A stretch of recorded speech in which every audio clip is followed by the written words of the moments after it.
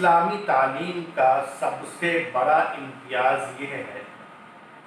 کہ اللہ تبارک و تعالیٰ نے اس دین کو سمجھنے کے لیے دو عظیم سرمایہ عطا کیے، ایک اپنی کتاب قرآن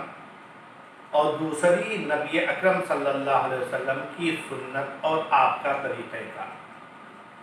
لیکن نبی اکرم صلی اللہ علیہ وسلم کی سنت اور طریقہ کار یا احادیث کے سلسلے میں کچھ اسلام دشمنوں نے اور کبھی کبھی بعض بھولے بھالے مسلمانوں نے ناسمجھی میں کچھ ایسی چیزیں حدیث اور سنت سے جوڑ دیں جو حدیث نہیں ہیں، یعنی غیر حدیث کو حدیث میں لا کر ضم کر دیا گیا۔ اور پھر علماء کرام، محسنین اور مخلصین کا ایک ایسا دور آیا کہ انہوں نے ان حدیثوں میں صحیح اور غلط کو الگ کرنے کی اس لیے کوشش کی کہ یہ کوئی معمولی چیز نہیں بلکہ یہ وہ چیز ہے کہ جس سے دینی عقائد اور عبادات کے صحیح اور غلط کا فیصلہ ہو۔ لہذا اس سلسلے میں ہمیں اور آپ کو یہ دیکھنے میں بار بار ملتا ہے کہ ایک باب میں بہت سی ضعیف حدیثیں آ جاتی ہیں، بلکہ بعض مسئلوں میں تو ضعیف حدیثوں کی تعداد صحیح حدیثوں کے مقابلے زیادہ ہوتی ہے۔ لہذا ضرورت ہوتی ہے کہ یہ سمجھا جائے کہ کیا صحیح ہے کیا غلط۔ اس سلسلے میں جو اس فن کے ماہرین ہیں، حدیث کے متخصصین ہیں، وہ تو اس کو سمجھ سکتے ہیں، لیکن نسبتاً کم پڑھے لکھے لوگ یا دوسرے فیلڈ کے لوگ جو دینی جذبہ رکھتے ہیں، دین پر عمل کرنا چاہتے ہیں، وہ کیسے صحیح اور غلط کی تمیز کریں گے، ان کے سامنے ایک بہت بڑا مسئلہ ہے۔ تو اس سلسلے میں بھی ایک چیز تو واضح ہے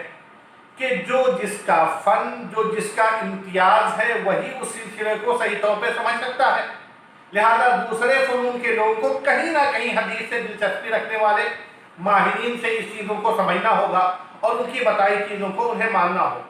لیکن بنیادی طور پر چند ابتدائی اور ضروری باتیں ہر ایک کو سمجھنا چاہیے، اور اس میں ہمیں اور آپ کو اپنے ذہن میں یہ رکھنا چاہیے کہ اصل میں حدیث کے دو اہم جز ہوتے ہیں،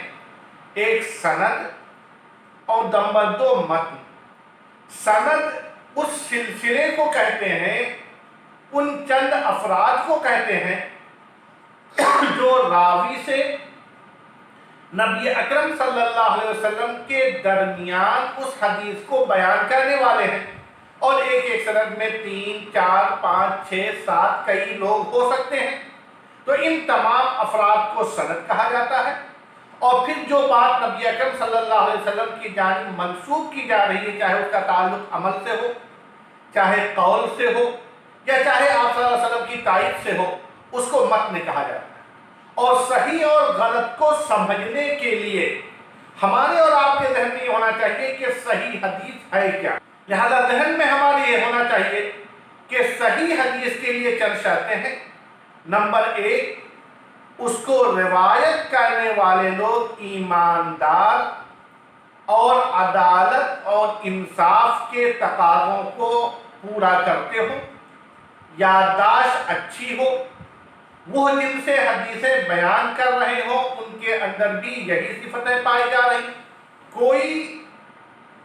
دوسری ایسی خامی نہ پائی جائے جو اس حدیث کو کمزور کر دے،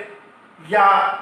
وہ راوی اپنے سے زیادہ بھروسے مند یا اپنے ہی جیسے کئی بھروسے مند راویوں کے خلاف کوئی بات نقل نہ کرنا۔ تو ایسی صورت میں جب یہ صفتیں جمع ہوں تو وہ حدیث صحیح ہوتی ہے، اور اگر یہ صفتیں نہ ہوں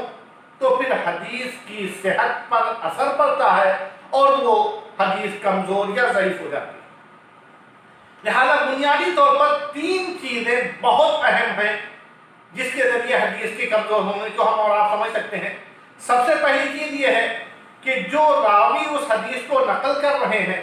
ان کے اور نبی اکرم صلی اللہ علیہ وسلم کے بیچ میں واسطہ در واسطہ جو افراد بیان کرنے والے ہیں، ان میں کسی کو چھوڑا نہ جائے۔ اگر چھوڑ دیا گیا تو پھر وہ حدیث کمزور اور ضعیف کہلائے گی۔ دوسری اہم چیز ہے کہ جو راوی روایت کر رہے ہیں وہ ایماندار ہوں، عدل و انصاف، دینداری اور شرافت کے تقاضوں کو پورا کرتے ہوں۔ لہذا چند چیزیں ہیں جنہیں ہم 5 چیزوں میں تقسیم کر سکتے ہیں۔ راوی اگر جھوٹا ہے یا اس کے اوپر جھوٹا ہونے کا الزام ہے یا وہ فسق اور گناہ کے کام کرتا ہے یا بدعت و خرافات کی حرکتیں اس کے اندر پائی جاتی ہیں یا اس کے بارے میں پتہ ہی نہیں چل رہا ہے وہ مجبور ہے کہ وہ کیا ہے، تو ان تمام شکلوں میں اس راوی کو ایمانداری اور دیانتداری کی شرطوں پر پورا نہ اترنے کی وجہ سے کمزور مانا جائے گا۔ اور پھر دوسری اہم چیز اس کی یادداشت بہت اچھی ہو، اور 5 ہی چیزیں ایسی ہیں جو اس کی یادداشت کی کمزوری کی دلیل مانی جا سکتی ہیں۔ وہ واضح طور پر غلطیاں کرتا ہو، دوسری چیز وہ اکثر و بیشتر زیادہ تر غافل رہتا ہو، تیسری چیز وہ شبہے اور وہم کی بنیاد پر باتیں بیان کر دیا کرتا ہو، چوتھی چیز اپنے سے زیادہ معتبر ایک یا اپنے ہی جیسے کئی معتبر لوگوں کے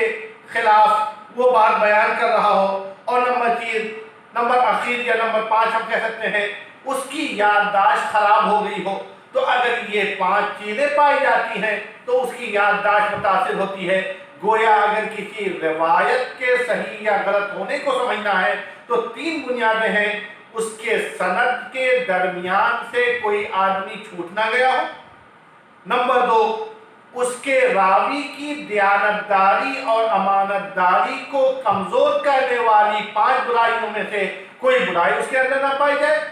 اور نمبر 3 یا آخری نمبر پر اس کی یادداشت کی کمزوری پر دلالت کرنے والی 5 چیزوں میں سے کوئی چیز نہ پائی جائے۔ اگر یہ چیزیں نہیں پائی جاتی ہیں تو وہ روایت مضبوط ہے اور اس سے استدلال، دین کے مسائل سمجھنا اور عکس کرنا یہ درست ہے، لیکن اگر ایسا نہیں ہے تو پھر وہ روایت کمزور ہے، اور اس کی دیگر تفصیلات کو سمجھنے کے لیے اس فن کے ماہرین سے ہم کو اور آپ کو رابطہ کرنا پڑے گا۔ اللہ تعالی ہم کو اور آپ کو قرآن و حدیث پر عمل کر کے اپنی زندگی کو سنوارنے کی توفیق عطا فرمائے۔ وآخر دعوانا الحمدللہ رب العالمین۔